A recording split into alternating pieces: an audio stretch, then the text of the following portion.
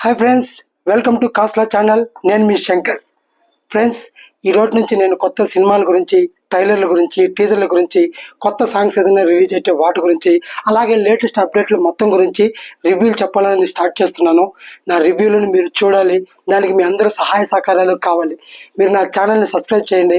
అలాగే నేను పెట్టే వీడియోస్ని లైక్ చేసి, షేర్ చేసి, మీ సలహాలు సూచనలు ఏమన్నా ఇవ్వాలనుకున్నా, కొత్త అప్డేట్ల గురించి ఏ వివరాలైనా మీకు కావాలనుకున్నా దయచేసి నా కామెంట్ బాక్స్లో కామెంట్ పెట్టి నన్ను సపోర్ట్ చేయాలని మనస్ఫూర్తిగా కోరుకుంటున్నాను. Thank you. కల్కి 2898 AD ఇప్పుడే ట్రైలర్ చూశాను భయ్యా. 3.2 seconds ట్రైలరు పిచ్చి లేసిపోయింది, అంతే. సూపర్. నాకైతే పిచ్చగా నచ్చేసింది. స్టార్టింగ్ అసలు ఇంట్రడక్షన్ చూపిస్తాడు.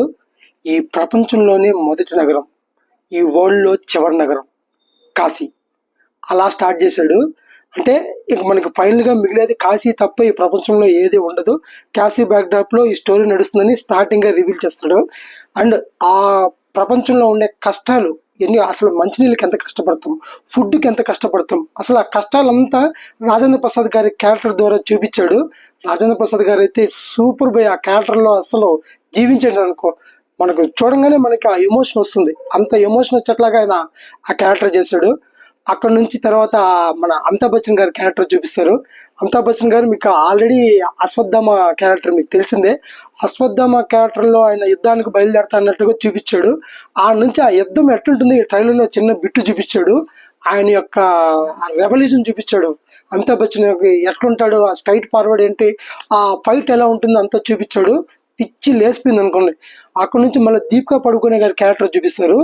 ఆవిడ చూపించడమే ఒక ప్రెగ్నెంట్ లేడీగా చూపిస్తారు. ఆవిడ ప్రెగ్నెన్సీలో ఉన్న బిడ్డ గురించే కథ నడుస్తుంది అని అనిపిస్తుంది ఆ ట్రైలర్ చూస్తుంటే. ఏమో ఆ బిడ్డే కల్కి, ఏమో ఆ కల్కి గురించే పోటీ, ఏమో ఆ కల్కి గురించే అందరూ పోరాటం చేస్తారేమో. అంటే ఇది నా ఫీలింగు. పూర్తిగా సినిమా చూస్తే కానీ తెలియదు, నేను అనుకుంటున్నా, ఇది నా ఎక్స్పెక్టేషన్. సో ఆ దీపికా పడుకునే గారిని పట్టుకోవాలని రిచెస్ట్ పీపుల్ అని కూడా కాంప్లెక్స్ అనే ఒక రివర్స్ పిరమిడ్ ఆకారంలో ఉండే ఒక కాంప్లెక్స్ అని చూపిస్తారు. అక్కడంతా rich mans and dangerous persons అంతా ఉంటారన్నట్టుగా చూపిస్తారు. మిగతా పేదవాళ్ళంతా బయట ఉన్నట్టుగా చూపిస్తారు.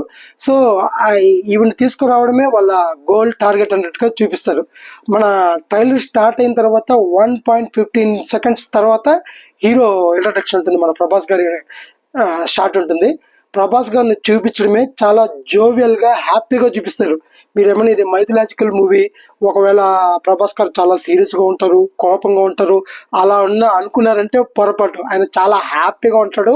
అండ్ ఆయన క్యారెక్టర్ ద్వారా, బుజ్జి క్యారెక్టర్ ద్వారా ఫుల్ ఫన్ జనరేట్ అవుతుందనేసి మనకి ఆ ట్రైలర్ చూడంగానే అర్థమైపోతుంది. ఆల్రెడీ మీరు బుజ్జి అండ్ భైరవ యానిమేషన్ కానీ చూస్తుంటే మీకు ముందే తెలిసిపోయి ఉంటుంది. ఆయన ఏక్ నిరంజన్ సినిమాలో ఖైదీలను పట్టుకుంటూ ఉంటాడు. సేమ్ ఇంచుమించు అదే క్యారెక్టర్ ఇప్పుడు దీంట్లో, కాకపోతే దాంట్లో ఖైదీలు అని అంటారు, దీంట్లో బౌంటీస్ అని అంటారు. సేమ్ డబ్బుల కోసం బౌంటీస్ అని పట్టుకునే క్యారెక్టర్లో ఆయన ఉన్నాడు. చాలా హ్యాపీగా, జోవియల్గా ఉంటాడు. అండ్ అలాంటి వ్యక్తికి ఆ అమ్మాయిని పట్టుకోవచ్చే డీల్ ఎవరో ఇస్తున్నారు. ఆ అమ్మాయిని నేనే పట్టుకురాగలను, ఆ గట్స్ నాకే ఉన్నాయి అన్నట్టుగా ప్రభాస్ గారు ఛాలెంజ్ చేసే షాట్స్ ఉన్నాయి. చాలా చాలా చాలా చాలా బాగున్నాయి. అండ్ దిశా పటాన్ని కూడా ఒక యాక్షన్ సీన్ చూపించారు. ఆవిడ పూర్తిగా అయితే రివీల్ చేయలేదు. ఆవిడ క్యారెక్టర్ కూడా బాగున్నట్టుంది. అండ్ యాక్షన్ పార్ట్స్కి వస్తే సూపర్ అంటే సూపర్ బై యాక్షన్ పార్ట్స్. నేను ఒకప్పుడు అవి చూసి థ్రిల్ ఫీల్ అయ్యేవాడిని. Star wars, 2 Towers, Harry Potter ఇలాంటివంతా గ్రాఫిక్ కానీ యాక్షన్స్ కానీ చూసి చాలా థ్రిల్ ఫీల్ అయ్యేవాడిని. అలాంటి థ్రిల్ మొత్తం దీన్ని చూస్తే మళ్ళీ వచ్చేస్తుంది. ఎస్, ఇది కదా మనం కోరుకున్నది అన్నంత థ్రిల్ ఉంటుంది.